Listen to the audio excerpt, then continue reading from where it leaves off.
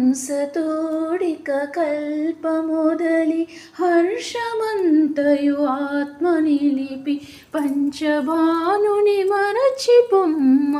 అంచగమనాని దురలెమ్మ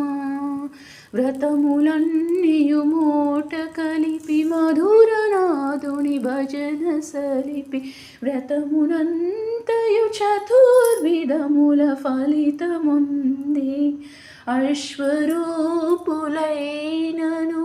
అసురులందరినీ మల్లులందరినీ చీల్చి చంపిన దేవదేవతలంత పొగడిన ఆదిదేవుని ఆశ్రయించగా అంచగమనాని దురలెమ్మ